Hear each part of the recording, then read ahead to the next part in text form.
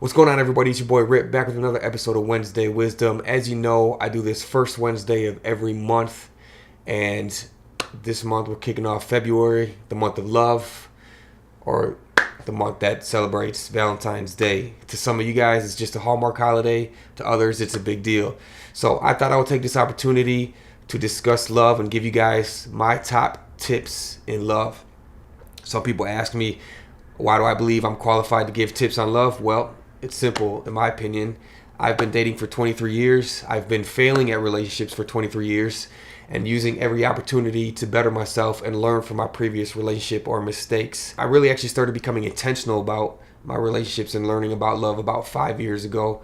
And that's really the key to successful relationships, is becoming intentful, having a desire to learn, and preparing for your relationships, future relationships, and marriage, etc. I firmly believe that, you go into a relationship or you date people for an ultimate end goal, which is ultimately marriage. That's my personal opinion. Some people may believe in that, some others may not.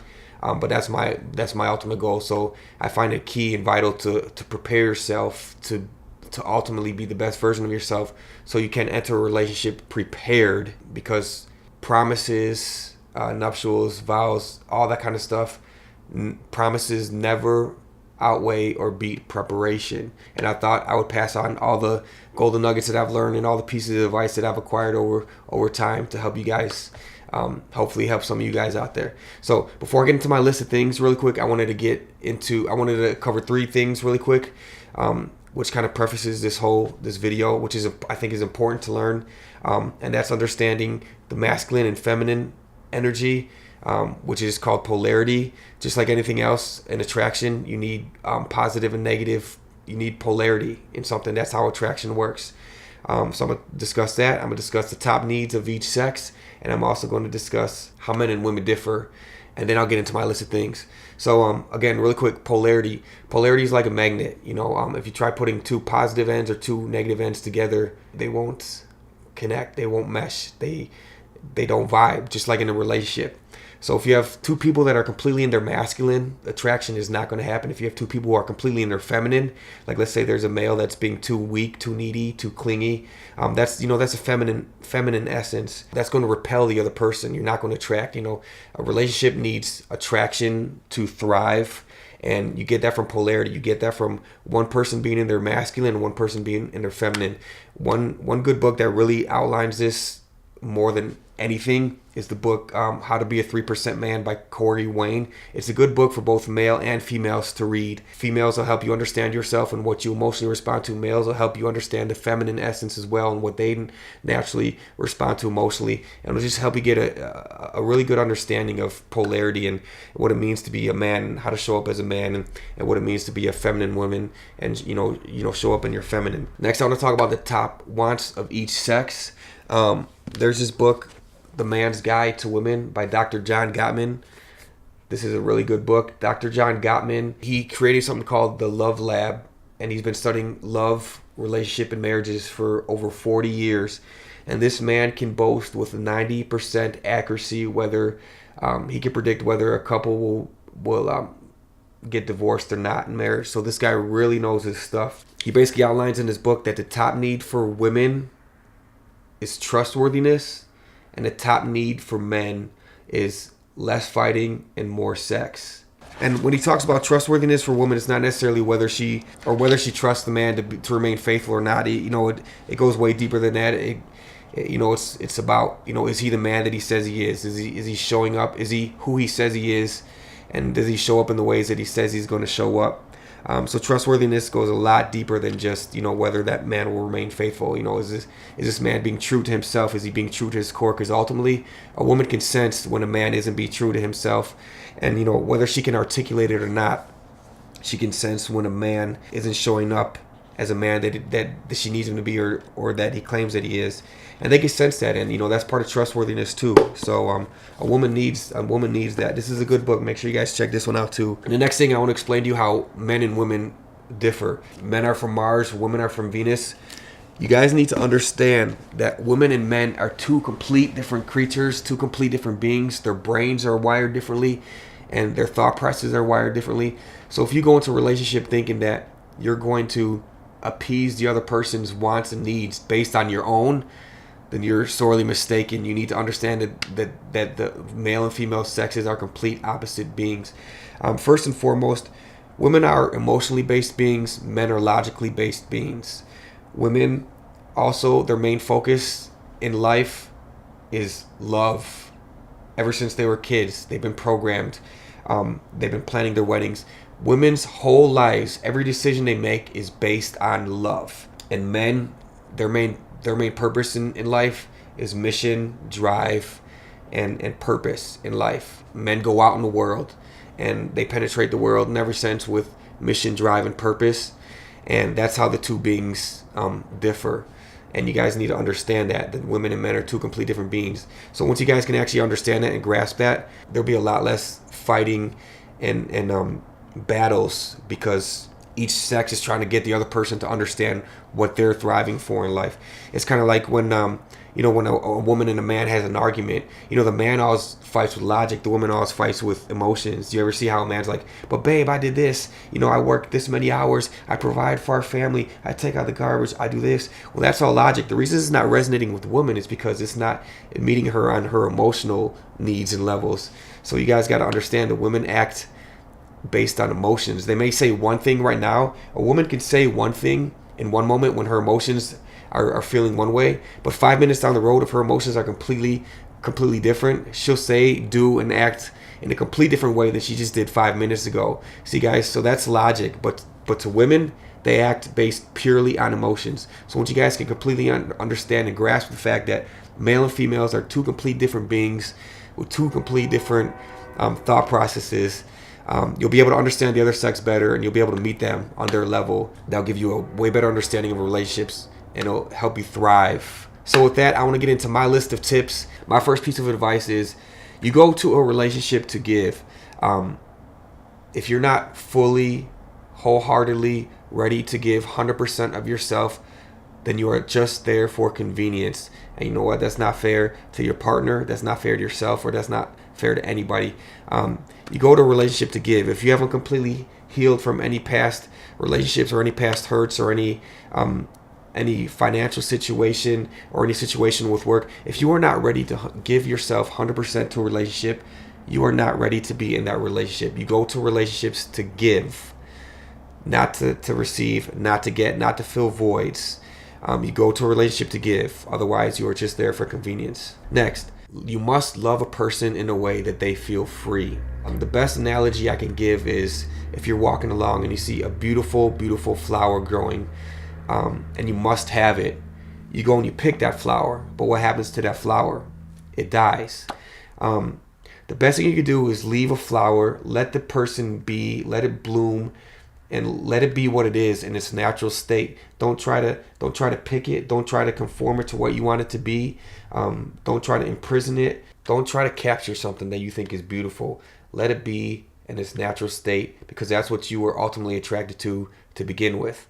If you pick that flower, it's just going to die. So you must love a person in a way that they feel free. Trust me. If you let that person feel free, chances are they're going to be drawn to you more than if you try to hold on to them and if you try to grip them tight. Let somebody be free. Let them be who they truly are, and I can guarantee you, you have a much higher chance of that person remaining faithful and coming back to you and just being just the loving person that they truly are meant to be. Next, learn that person's love language. This is The 5 Love Languages by Dr. Gary Chapman. Really, really good book. Eye-opening book. This was actually probably one of the first books I started reading on love when I started becoming intentional about my love life. This basically states that each person responds to and understands love in a different language. And there's 5 of them. Quality time, words of affirmation, receiving gifts, acts of service, and physical touch. It's kind of like the best example I could give you. Like, let's say you go to France, you don't know French at all, you're speaking English in France, and you're trying to order food at a restaurant or something. It's hard for them to understand you and what you want and what you need because you're speaking 2 complete different languages. So this book really tells you the 5 major languages that people feel loved in. Learn your partner's love language and love them in that way. Don't love them in the way that you feel loved, because chances are they have a different love language than you and they feel loved in different ways. Read this book. It'll really open your eyes to it. Next, fear has absolutely no place in a relationship. Fear is a killer of love.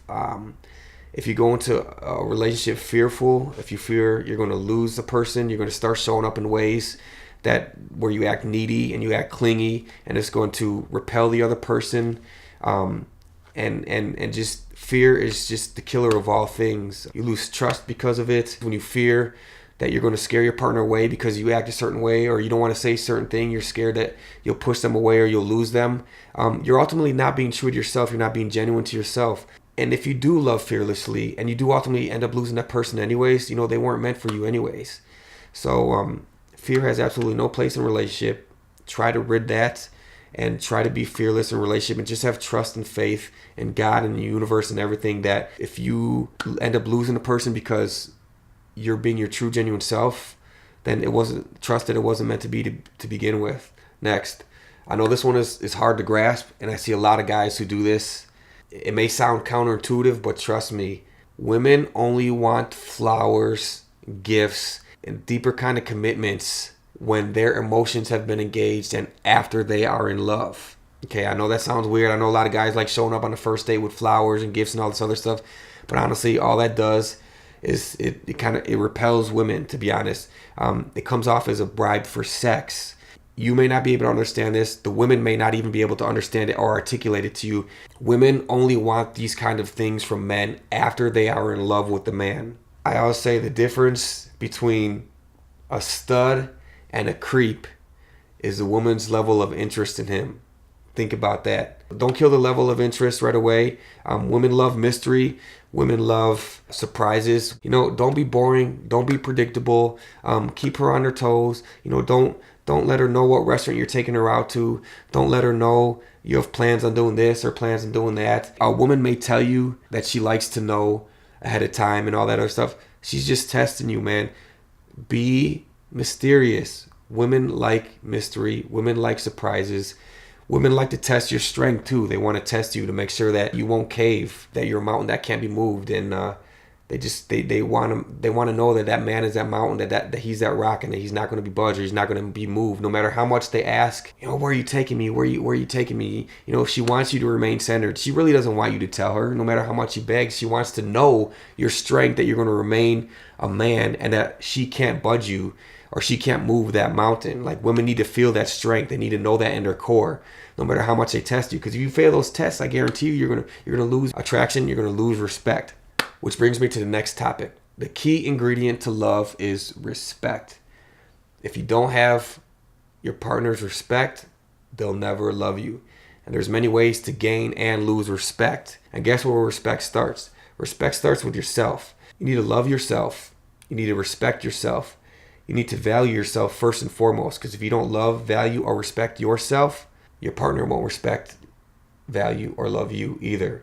So that's key. That's vital. Learn how to be a respectable person. Learn how to gain the other person's respect and keep it. Because once you lose respect, I guarantee you're going to lose love. Next, when your partner is irritable, cranky, and you just can't tell what the heck is going on with them, guess what? It's because of you. It's because you're not showing up as a partner that they need you to be. You're not showing up as a man they need you to be, or you're not showing up as a woman that they need you to be. I know it sounds crazy. You want to say, well, if they're acting cranky or they're acting irritable and all that stuff, that's their problem. True, but it's because of you. Once you can understand that, you can hopefully try to understand where you're going wrong, where your shortcomings are, and hopefully that's your chance. They're giving you a chance to show up and be the person that they need you to be, the strong masculine male they need you to be, or the strong feminine female they need you to be. Again, How to Be a 3% Man by Corey Wayne outlines all of this stuff. It shows you how to, he explains how to show up as a man. He shows you, it explains what women need, what they emotionally respond to, how to open women back up when they've shut down. It's just a great book, and I recommend it for everyone. Like I said, male and female, you can take a lot away from it. Next, you never know someone's true colors until you break up. This is a sad and unfortunate truth. That's why it's vital to maintain nothing but love and respect for that person throughout a breakup. No matter how hurt you are, no matter how bitter you are, no matter how much you want to hurt them back so they can feel the pain that you feel. Honestly, that's not the grown-up thing to do. The grown-up thing to do is be the bigger person and just show respect for however many months or even years that you spent with that person, because you guys shared a lot of intimacy together. You guys shared intimate moments, memories. You shared your family, you've shared secrets, and the best thing you could do is honestly just not disrespect what you guys had and be respectful throughout the relationship. Again, no matter how much it hurts, because ultimately, being the bigger person you're going to end up winning in the end. Because if you end up playing games, if you end up trying to hurt somebody or you're trying to make them jealous, that's honestly just going to do damage. And whether you guys want to try to reconcile in the future or not, if you show your true colors after you break up and you show what kind of a person you truly can be when you don't get your way or when you don't get what you want, that's making them realize, hey, maybe I made the right choice. The best thing you can do in a situation in a breakup is you could become a more valuable person, rather than hurting somebody and showing them that they were right for making the decision that they made. You could become a better person, a person of value, where to a point where someone's like, hey, they're not such a bad person after all. Maybe I made a mistake. You know what I mean? And it's just a sad, unfortunate truth that you truly don't know someone's true colors until you break up. I would never wish that upon anybody, but the best advice I could give is, if you guys ever do break up, show them who you are. Show them you are a person of character and a person of integrity, and that you can remain respectful and loving even throughout a breakup. Because going the other way is just, you'll never end up winning. With that, the best apology is changed behavior, not empty promises, not empty words, not empty letters or anything of that nature. The best apology is changed behavior. Nothing says I love you more than I'm sorry that my actions hurt you or that the way I am hurt you, but I'm going to do my best to change and make sure it doesn't happen again. Nothing says I love you more than changed behavior. That's my tips. That's what I've learned over my 23 years of dating. I wanted to go over a list too that I came across not too long ago. I actually made a blog post about this. This is on my website, whoisrip.com. I came across this 4-part video series by Andy Stanley. It's a really good series if you're intentional about your love, sex, dating, and marriage life. He covers everything, and he goes over things that I couldn't even articulate or go over myself. So he has a list here that I wanted to share with you. Some of these things I was going to put on my list, but I thought I'd keep it on his list and give him credit for it. But ultimately, his main mantra and his whole theme of his video series is, are you the person you're looking for is looking for? Basically, are you the quality caliber person yourself that you're looking for? You can't expect to attract someone else of quality caliber if you're not at that level yourself. So are you the person that you're looking for is looking for? But then he goes into a list of things that he calls single people assignments to prepare yourself for a healthy relationship. And I'll go over this list right now. Number 1, he says, address your unresolved childhood issues. If you attempt to build intimacy with a person before you've done the hard work of becoming a whole and healthy person, every relationship will be an attempt to fill the hole in your heart. 2, if you have any leftover drama or angst with your parents, your spouse will receive the brunt of that. Your spouse won't know why you're so upset, and you can't understand why they don't shape up, and you cannot end this. Repair broken relationships with your parents. Ladies, don't dress like a commodity and don't put up with being treated like one. If you fish with your body, you're going to catch body snatchers every single time. Number 4, men, memorize part 2 of this series. Part 2 of his 4-part video series was meant for the men. So I suggest you guys check out all of those. Number 5, get out of debt. You can get out of debt a lot quicker as a single person than a married person. Number 6, break your bad habits. Marriage was not designed to solve any problems. In marriage, the great things become better and the bad things get worse. I personally agree on this. Making deeper commitments won't make things better. I feel like you should make a commitment because things are getting better, not in hopes to make things better. So that's key. So break your bad habits and work on yourself first, and make sure things are repaired and kosher before you make the deeper commitments, because things only get, the good things get better, and the bad things get even worse. Number 7, postpone the physical components of your relationship as long as possible. 8, avoid living together. There is no evidence at all that living together prepares anyone for marriage. The opposite is true. Couples who live together have a far higher chance of divorce. This is not a path to happily ever after. Number 9, non-Christians don't date a Christian unless you plan to become one. Basically, this is him telling you guys that you shouldn't be unequally yoked. And it's true. Faith is a number one deal breaker personally for me.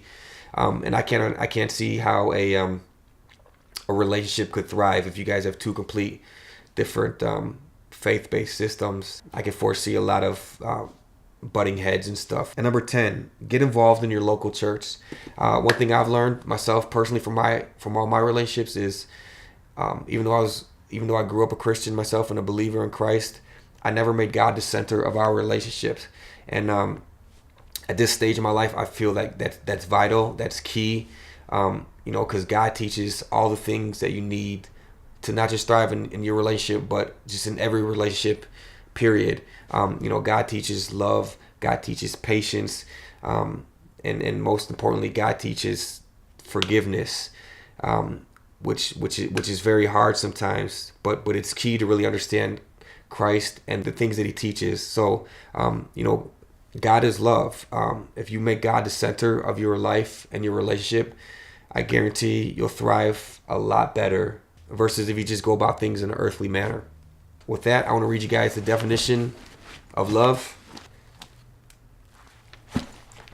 1 Corinthians 13, 4-7. Love is patient. Love is kind. It does not envy. It does not boast. It is not proud. It does not dishonor others. It is not self-seeking. It is not easily angered.